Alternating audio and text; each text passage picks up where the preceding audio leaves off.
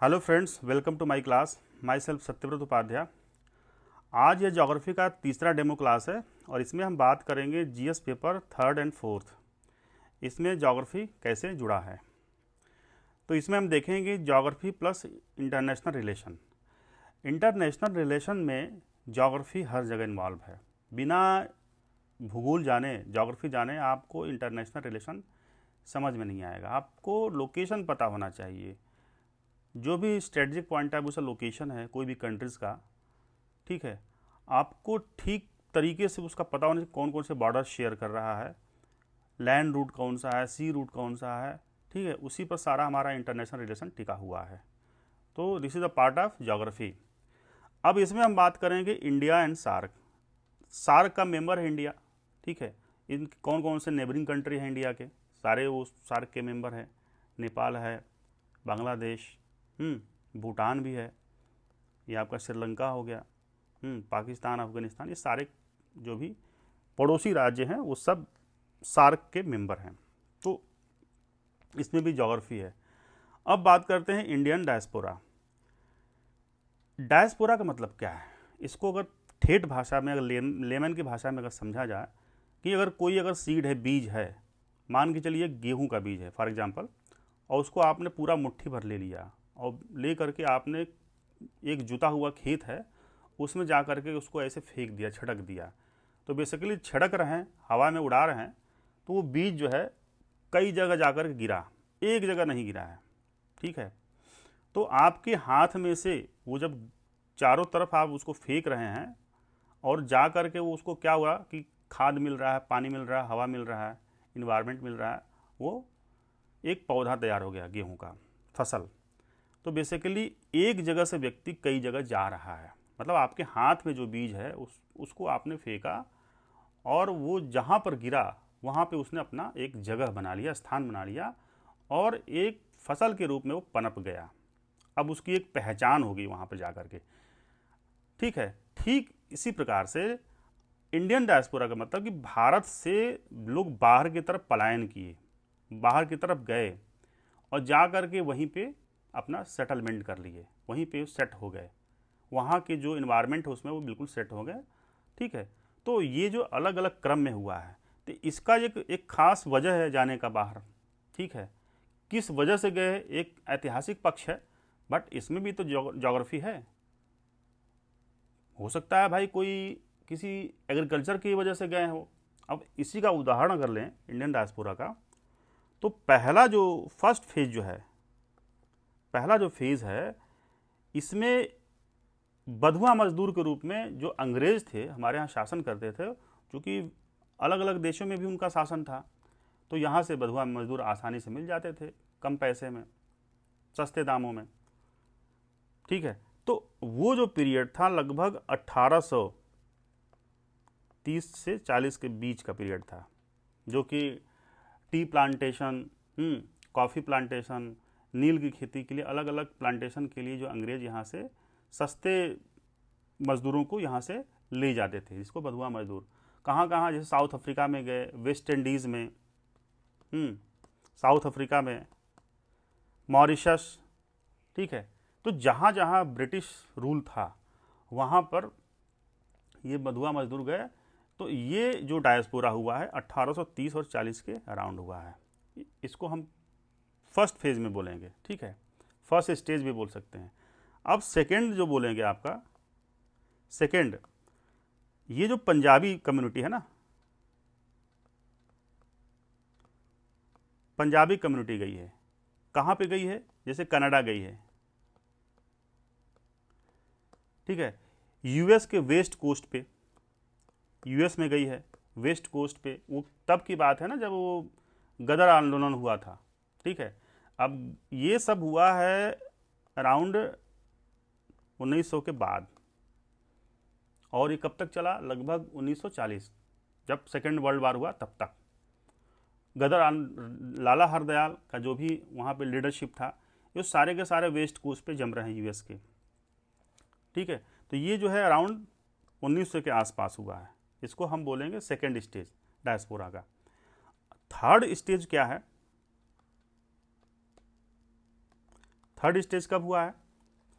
ये हुआ है पार्टीशन के बाद, जब भारत आज़ाद हुआ है अंग्रेज़ों से, तब के बाद हुआ। इसका जो टाइम पीरियड रहा होगा आई थिंक 1950 के 60 के आसपास। क्यों? देश आज़ाद हो गया है, नए नए आईआईटीज़ खुल गए हैं, ठीक है। अब आईआईटी से भाई इंजीनियर्स निकल रहे हैं, लेकिन यहाँ पे तो उनके लिए उस टाइप की नौकरी है नहीं। अभी अभी हाल ही में हैवी इंडस्ट्री की स्थापना हुई है, बट उतनी अपॉर्चुनिटी उनको नहीं मिल रही है, और हाईली स्किल्ड ये इंजीनियर्स हैं, ठीक है। जॉब अपॉर्चुनिटी स्कोप बहुत अच्छा नहीं है यहाँ पर। तो अब ये लोग क्या करेंगे? ये लोग बड़ी बड़ी जो कंपनी जो दिख रही है ना बाहर में, सिलिकॉन वैली यूएस में, तो आदमी कहाँ जाएगा? सिलिकॉन वैली की तरफ जाएगा, ठीक है। अब कई लोग इसको क्या बोलेंगे कि भैया यहाँ से पढ़ लिए तुम और बाहर गए, तो इसको बोलेंगे ब्रेन ड्रेन, प्रतिभा पलायन। तो ये पीरियड जो है 1950 से 60 वाला जो पीरियड यहाँ से स्टार्ट होता है। नए नए अच्छे से इंस्टीट्यूट खुल रहे हैं, आईआईटीज़ खुल रही हैं, तो सही में ब्रेन ड्रेन तो था। अब ये जो थर्ड लेवल का जो डायस्पोरा है वो आज तक कंटिन्यू है, और यह 1991 यानी कि जब मार्केट ओपन हुआ, एलपीजी आया, उसके बाद और बढ़ गया, ठीक है। और इसको और ज़रा बूस्ट मिल गया ना, क्योंकि विदेशी कंपनियां भारत आ रही हैं, यहाँ पे इंफ्रास्ट्रक्चर डेवलप कर रही हैं, ठीक है। तो लोग मल्टीनेशनल कंपनी में काम कर रहे हैं, उसी के बहाने लोग बाहर की तरफ भी जा रहे हैं, यूएस, कनाडा, ऑस्ट्रेलिया, यूके, और ये आज तक चल रहा है। अब इसको हम क्या कहते हैं? अब इसको हम ब्रेन ड्रेन नहीं कहते हैं, क्योंकि क्या है ना कि हम सर्विस एक्सपोर्ट कर रहे हैं, सॉफ्टवेयर एक्सपोर्ट कर रहे हैं, और जानते हैं कि इंडिया जो है सॉफ्टवेयर में लार्जेस्ट एक्सपोर्टर है। तो अपने जो इंजीनियर्स हैं वो इतना ट्रेंड हैं, या हमने उनको इतना ट्रेंड कर लिया कि अब हम सर्विस देने के लिए तैयार हैं पूरे विश्व को। तो अब इसको हम ब्रेन ड्रेन नहीं कह सकते हैं, ठीक है। तो यह जो फेज है 1950 से 60 वाला, ये जो है आज तक चल रहा है। 1901 के बाद थोड़ा सा बढ़ गया है, उससे पहले थोड़ा सा कम था, ठीक है। अब थोड़ा सा बचा हुआ है ज्योग्राफी में, डिजास्टर मैनेजमेंट, ठीक है। ये भी देखिए ज्योग्राफी का पार्ट है। कोई भी साइक्लोन आ रहा है, कोई भी अर्थक्वेक आ रहा है, ठीक है, साइक्लोन आ रहा है, इसमें जो है आपका जो भी मैनेजमेंट करोगे, ठीक है, वो अलग पार्ट है, बट ये किसी न किसी ज्योग्राफिकल रीजन से आ रहा है, तो यहाँ पे भी हम ज्योग्राफी पढ़ते हैं।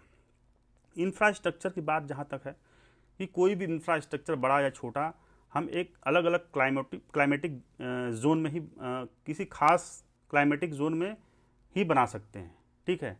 डैम बनाने के लिए हमको ये स्टडी करना पड़ता है कि भैया वहाँ का क्लाइमेट कैसा है। तो इंफ्रास्ट्रक्चर के लिए भी हम जलवायु का बहुत विशेष ध्यान रखते हैं।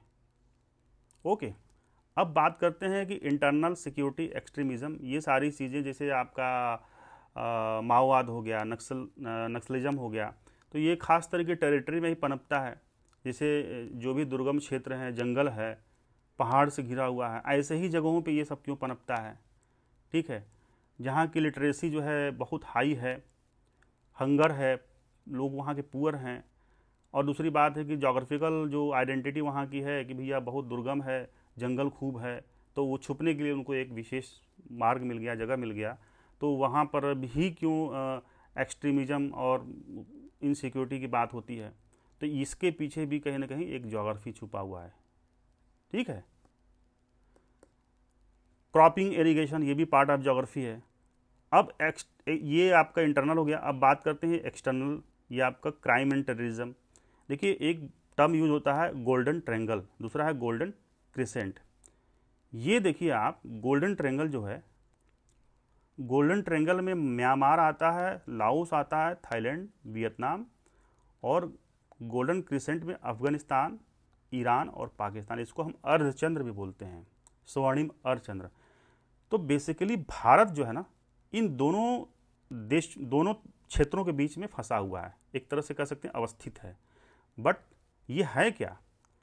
गोल्डन ट्रायंगल और गोल्डन क्रिसेंट बेसिकली वर्ल्ड के सबसे लार्जेस्ट ओपियम प्रोड्यूसर हैं। अफीम की सबसे ज़्यादा उत्पादन यहीं पे होती है, दोनों जगहों पे, और इन दोनों जगहों में सबसे ज़्यादा होती है गोल्डन ट्रायंगल में, यानी कि म्यांमार, लाओस, थाईलैंड, वियतनाम, ये जो क्षेत्र हैं, अभी रिसेंट डेटा मैं बता रहा हूँ, सबसे ज़्यादा ओपियम पैदा होता है यहाँ पे। पहले ये था, क्रिसेंट था, अर्धचंद्र वाला क्षेत्र था।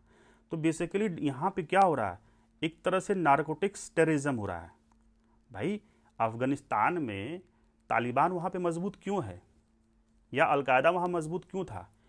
भाई वहाँ पे कोई कृषि तो है नहीं, वहाँ पे अफीम की खेती हो जाती है अवैध रूप से, उस तरीके का जलवायु भी वहाँ का है। अब अफीम के दम पर वहाँ पे हथियार खरीदे जाते हैं, टेररिज्म फैल रहा है। ये जो क्षेत्र है आपका, ये वाला ट्रायंगल वाला क्षेत्र है, जिसमें से कि आपका म्यांमार, लाओस, वियतनाम, ये जो भारत के लिए बहुत बड़ा खतरा है, क्योंकि जब जो मणिपुर में जो अभी हिंसा हुई है, इस एक रिपोर्ट आई है कि मणिपुर में ये लोग कहीं ना कहीं इन्वॉल्व थे। एक ड्रग एंड नारकोटिक्स का जो एक ग्रुप है वो फंडिंग किया है।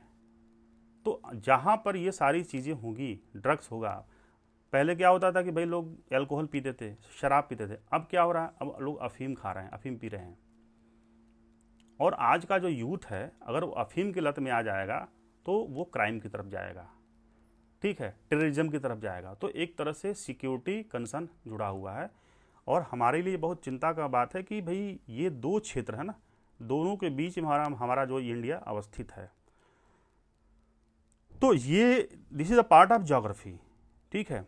ये जो अफीम है ना, यहाँ पे ही क्यों हो रहा है सबसे ज़्यादा, क्योंकि क्लाइमेट वैसा सूट कर रहा है वहाँ के लिए। इसके बारे में हम कभी बाद में चर्चा करेंगे। तो ये भी कहीं ना कहीं एक ज्योग्राफी से जुड़ा हुआ पार्ट है। तो पूरा डेमो क्लास ज्योग्राफी का आई थिंक ख़त्म हो गया, कुछ बचा हुआ नहीं है। और अब जो है मैं कल से क्लाइमेटोलॉजी स्टार्ट करूँगा, और पर डे एक वीडियो क्लाइमेटोलॉजी का डालूंगा, और वीडियो ज़्यादा बड़ा नहीं होगा, मैक्सिमम ज़्यादा से ज़्यादा 20 मिनट का होगा, 15 से 20 मिनट का वीडियो, और उसमें पूरा मैं गागर में सागर भर दूंगा। तो आज के लिए इतना ही, थैंक यू।